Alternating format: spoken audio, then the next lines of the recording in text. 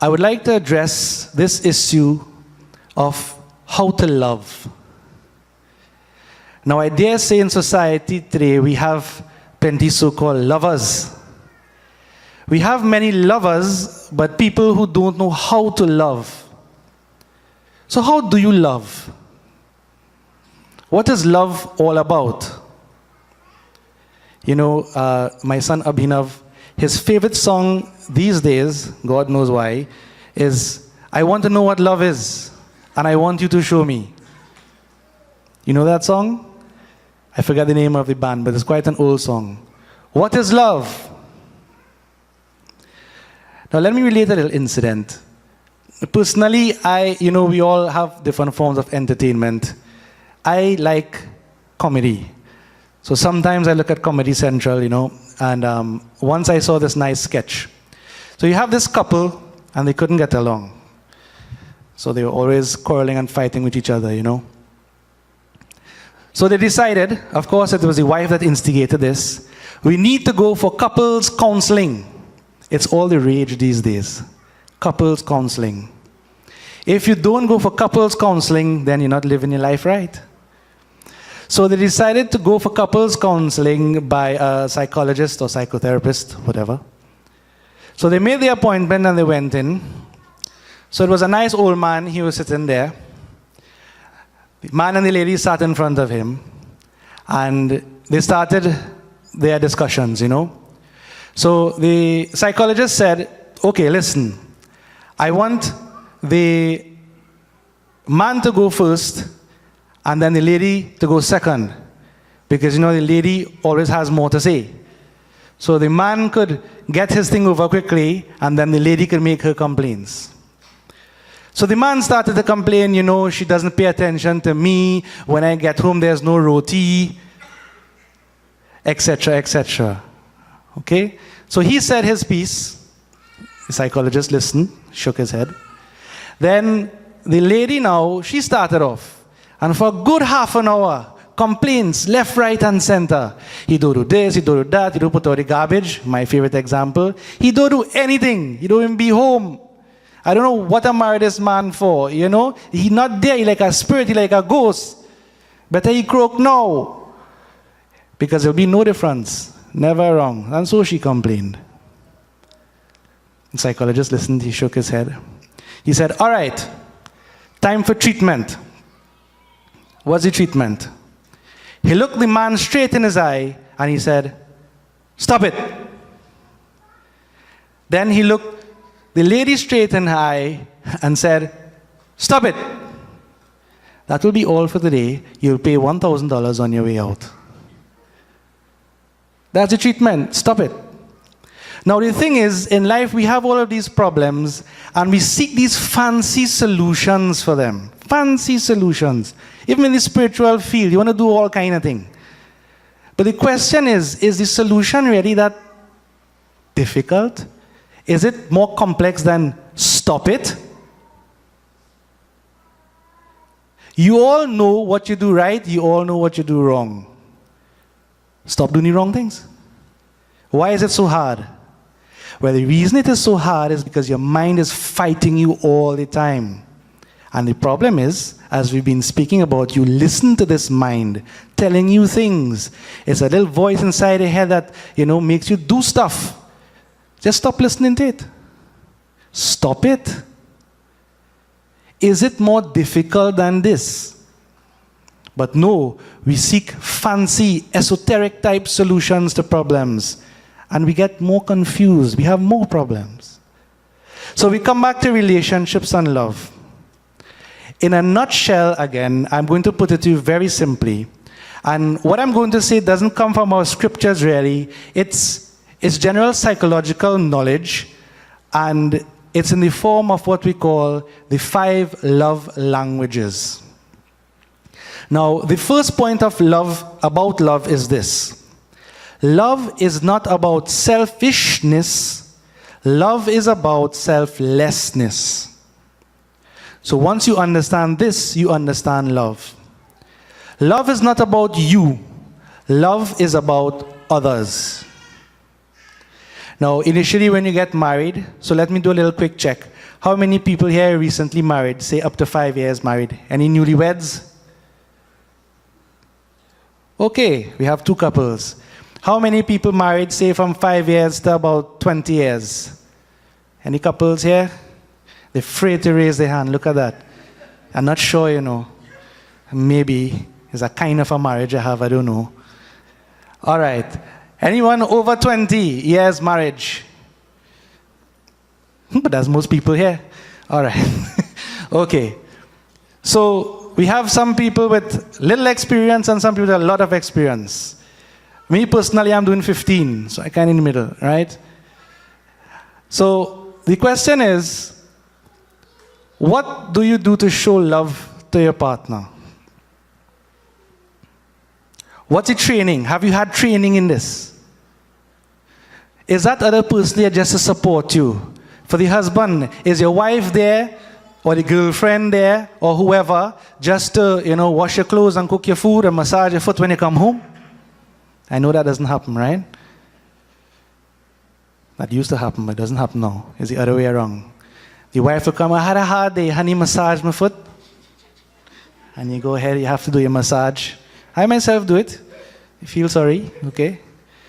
Anyway, so how do we show this love? The 5 love languages, let's go through them.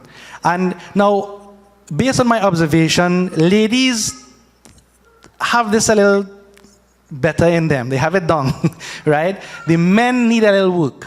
So men, if you don't want problems in your life, and you don't want to end up by the psychologist and psychiatrist from marriage counseling, then try to listen and put some of this into practice, okay? Love languages. The first one. The first love language is referred to as words of affirmation. So what you say to your partner.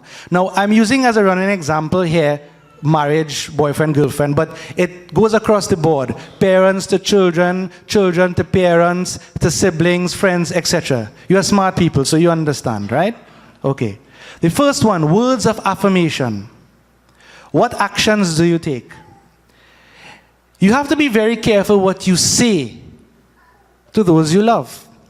Now think about this. Before you get married, or you're going around, as we say, real sweet talk.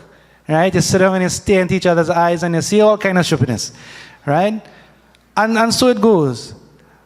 But afterward, after the marriage, some years pass, you don't even get an egg yourself. Or a boy.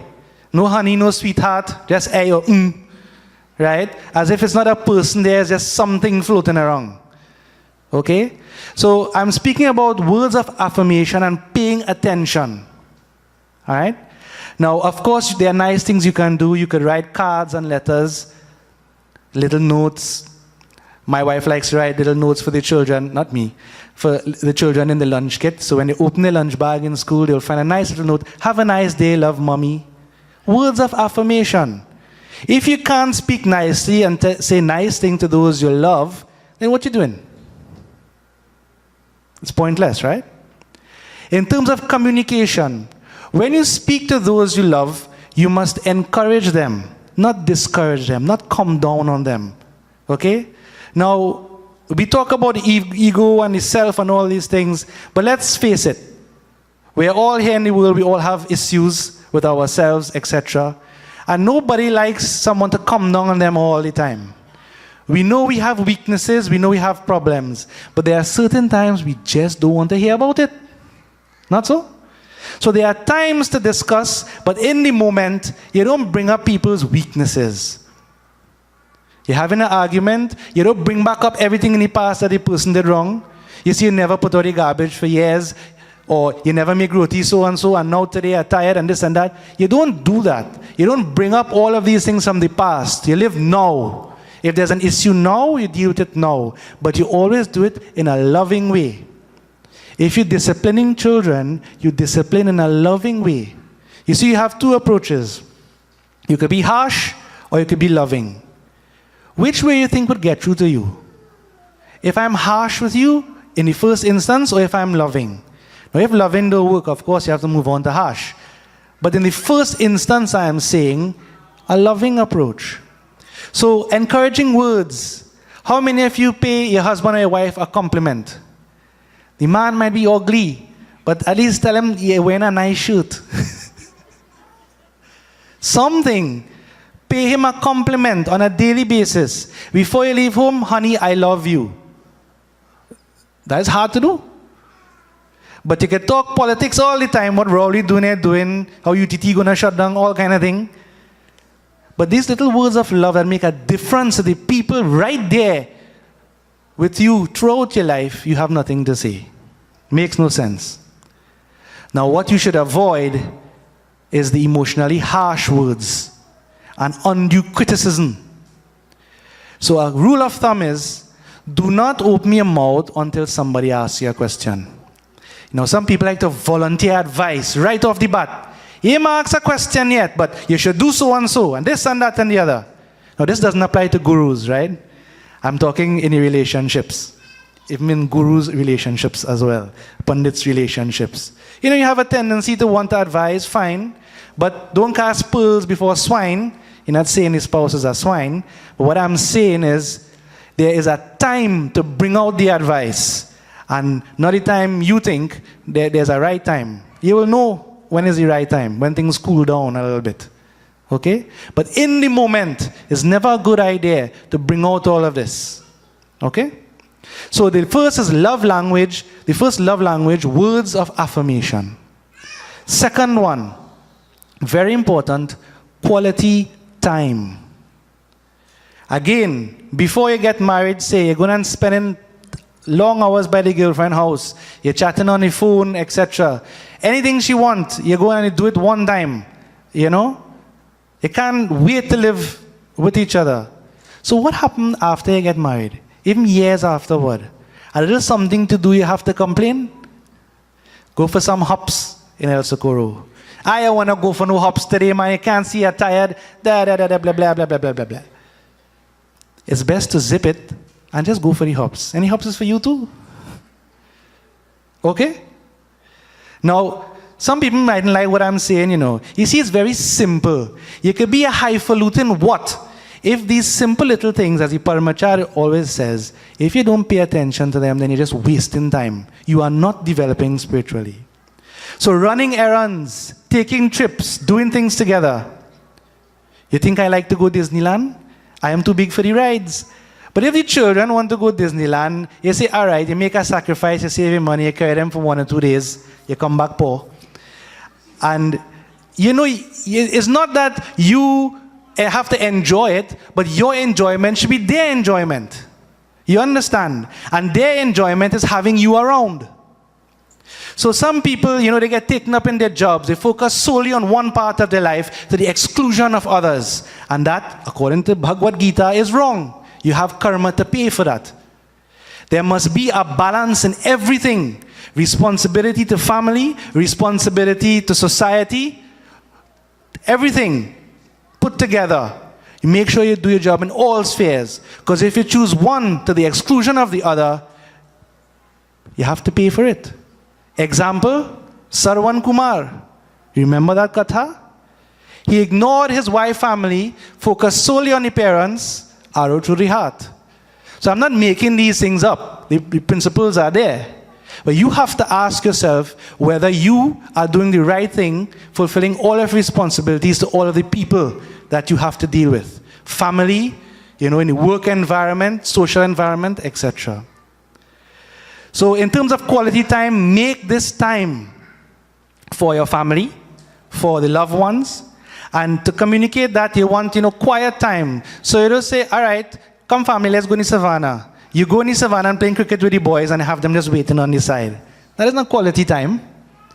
You need to be present, you need to be there mentally, okay? And give your undivided attention. And of course, well, you know, ladies like to talk, some men do like to talk. Well, good you can't talk because ladies talk and you have to listen.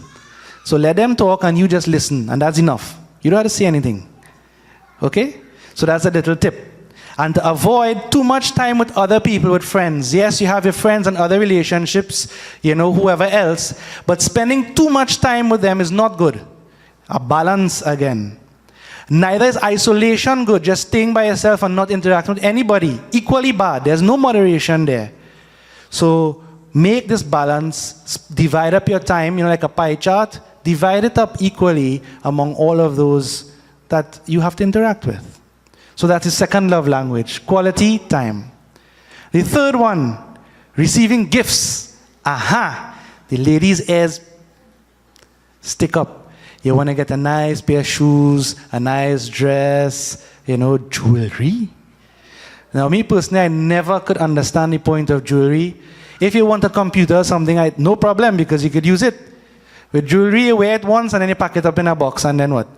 You feel nice when you wear it, and you think about who watching you, but in reality, nobody else watching you because they're only watching themselves, thinking about the jewelry they have on. Anyway, that is just my pet peeve. But nice things. So give gifts, remembering special occasions. You can't forget the wife's birthday, the husband's birthday, anniversary. They're important. If, like me, you forget, put it down on the calendar. Make that time. So receiving gifts. And then, when you're giving the gifts too, you don't give the gifts in a hoggish fashion, with a nice smile. It's quite funny to me. You see people coming to make offerings. Prasad. They offer the prasad in slow motion and such devotion on the face. And then you see them interact with others in the family. The harsh words, the body language. What you're doing makes no sense, I don't know if anybody told you that. It makes no sense. It will have no effect on you. That's my opinion. I mean, you could think what you want, but my opinion can't be wrong because it's an opinion. Opinions can't be wrong. It could be based on wrong information, but the opinion itself is right. The most important thing, these minute interactions we have, okay? Because you have to see God not only in inanimate objects, not only in a murti, but the people around you. It's the same self looking through all of the eyes, you see? So, receive gifts, but beware. Don't get into materialism, which is buying people out. You have money, so the wife vexed with you, so you buy a piece of jewelry and you buy her out. All right, I can't spend time with you now, but I'll carry you on a big time holiday.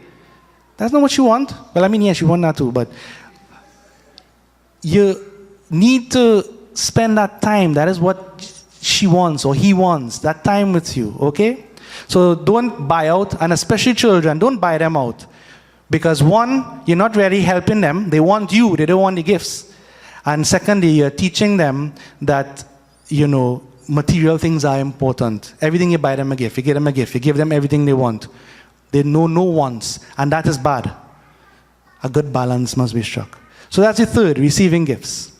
The fourth, acts of service. Another nice one. Assisting with chores at home.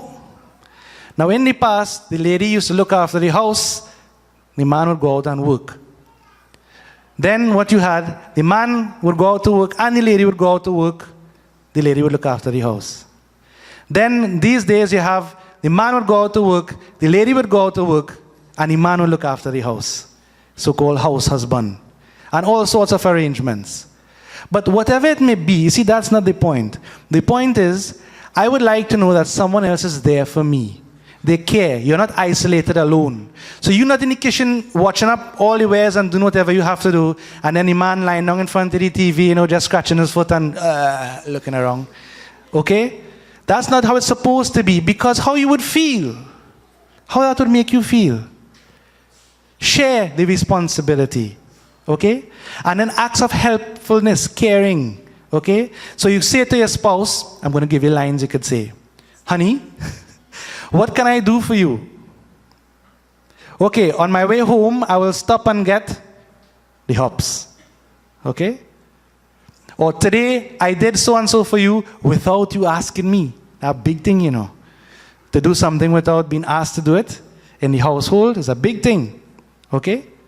And what you don't do is forget promises that you made. So you don't say you're going to pick up the hops and then you don't pick up the hops. You're looking for lash. All right? So make sure you do what you say you're going to do. And the last one, the fifth love language, physical touch. Physical touch. Hugs, pats, touches, sitting close. The body language says a lot. You know, you ever see a couple sitting down and they're sitting back to back? They sit down, their legs pointed apart, you know? Let me give you a little tip. If you're speaking to somebody, okay, now you know you stand like this and your legs are open like that. If those legs or the feet are facing you, that means that person wants to speak with you. If you're speaking to somebody and you notice that their legs, their feet are pointed a little bit away from you, that means cut that conversation short. It's body language that we don't pay attention to, but the little keys you could pick up. So the idea is you want to have touch, is very important, hold hands, whatever. But that indicates a certain, love that you have, caring that you have. When someone is sick in hospital, what you do? Don't you go and hold their hand? Why you go and hold their hand? Why you don't go and hold their nose? You hold your hand because your hand has lots of nerve endings in it. It's a very sensitive part of your body. By touching somebody like that, you indicate that I am a sensitive person and I am here for you. I feel what you feel. It's not hard to understand, but do we do it? And then pleasant facial expressions. Oh God, you wake up every morning and you're vexed to go to work. You're vexed too bad. You're set up with your face, serious. You put yourself in a bad mood and you put others in a bad mood. See, some of you are smiling. How you feel when you smile? You see that smile, that being in the moment? As I mentioned, the Zen masters hit you or something on your head. Whap! They bring you to the present moment now. And you get rid of all this nonsense in your mind. Smile. The body has an effect on the mind. And this is the reason why we do all these rituals. The rituals by themselves don't do anything. It affects you mentally. It puts you in the right frame of mind. So smile. One of the best rituals you could practice. And avoid, of course, physical abuse, which is a big problem that we have. So keep the touch under control. It mustn't come out in the wrong way. There is no excuse, absolutely no excuse for domestic violence. Absolutely none. And these days it goes both ways. Parents mustn't beat children. Children mustn't beat parents. Husband must not beat the wife. The wife must not beat the husband. No physical damage, no mental damage. Ahimsa, the first form of self-restraint. If you can't do that, then you're not a Hindu, you're not practicing anything. You cannot practice this first principle. This ahimsa runs through everything that we do. Ahimsa is the core principle. Do not cause harm, do not cause pain to others. So these are the 5 love languages. Words of affirmation, quality time, receiving gifts, acts of service, and physical touch. Okay?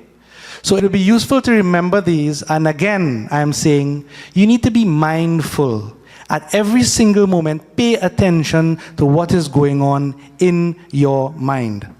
You have to always be aware, and then you can pick up, you could recognize, reduce, and then remove. Okay? You can't stop your mind from all the chattering, but you could start by recognizing it and ignoring it, pushing it away. Because it's not what you believe. Your intellect must control the mind.